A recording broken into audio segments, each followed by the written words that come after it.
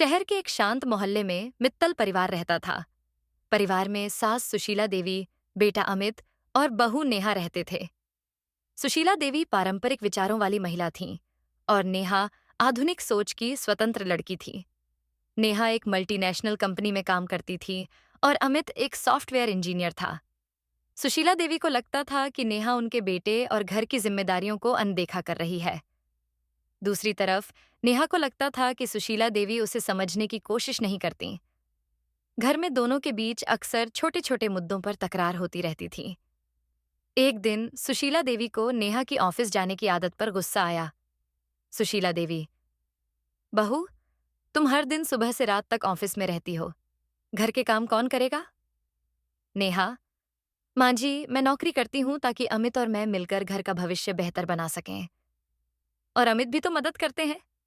सुशीला देवी: पहले के जमाने में बहुएं घर संभालती थीं, तुम्हें भी वही करना चाहिए।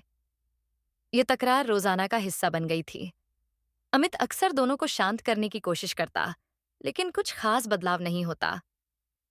एक दिन सुशीला देवी को सीने में दर्द हुआ।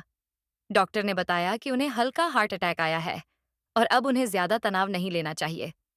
इस घटना के बाद नेहा ने सुशीला देवी का खास ख्याल रखना शुरू कर दिया। सुशीला देवी ने देखा कि नेहा उनके खाने पीने से लेकर दवाई तक हर छोटी बड़ी बात का ध्यान रख रही है, लेकिन उनकी सोच में बदलाव नहीं आया। नेहा को एक दिन घर की अलमारी से एक पुराना खत मिला, जिसमें अमित के बचपन की बातें लिखी थीं।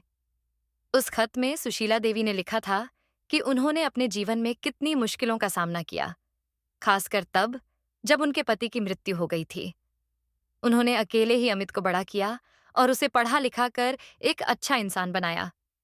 नेहा को यह देखकर एहसास हुआ कि सुशीला देवी का सख्त रवैया उनके पुराने अनुभवों का नतीजा है। वह उनके नजरिए को समझने की कोशिश करने लगी। नेहा ने फैसला किया कि वह सुशीला देवी को यह साबित करेगी कि कामकाजी महिला भी घर संभाल सकती है। उसने सुशीला देवी के पसंदीदा पकवान बनाए, उनके साथ समय बिताया और उन्हें अपने ऑफिस के बारे में बताया। धीरे धीरे सुशीला देवी को यह एहसास हुआ कि नेहा उनके बेटे से उतना ही प्यार करती है जितना वह करती है। लेकिन उनके मन में एक सवाल उठा, क्या नेहा वाकई मेरी परवाह कर रही है या सिर्फ दिखावा? एक दिन नेहा ने एक गुप्त कॉल पर बात की, जिसे सुशीला देवी ने सुन लिया।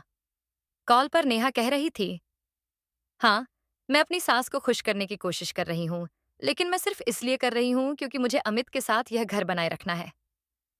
यह सुनकर सुशीला देवी को बहुत धक्का लगा। उन्होंने तय किया कि वह नेहा को सबक सिखाएंगी। नेहा ने जानबूझकर कॉल पर ऐसी बात की थी क्योंकि उसे लगा कि सुशीला देवी उससे प्यार और सम्मान तभी समझेंगी जब वह थोड़ा दूर हटकर सोचेंगी। सुशीला देवी ने अगले दिन घर में सबके सामने कहा, नेहा, मैंने तुम्हारी कॉल सुनी। अगर तुम्हें यह घर इतना बोझ लग रहा है तो तुम्हें अलग हो जाना चाहिए।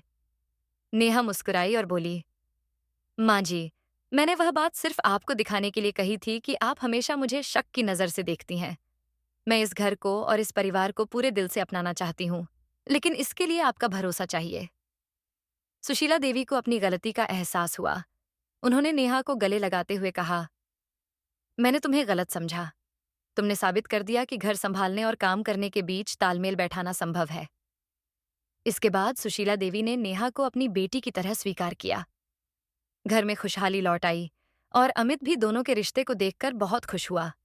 यह कहानी हमें सिखाती है कि रिश्तों में भरोसा और समझ सबसे जरूरी है। सास और बहू के बीच तकरार सिर्फ सोच और अनुभवों का अंतर होता है, जिसे प्यार और धैर्य से सुलझाया जा सकता है। कहानी का संदेश: रिश्ते निभाने के लिए प्यार, सम्मान और एक दूसरे की भावनाओं को समझना जरूरी है। गलतफहमियों को दूर करने के लिए संवाद सबसे बड़ा उपाय है।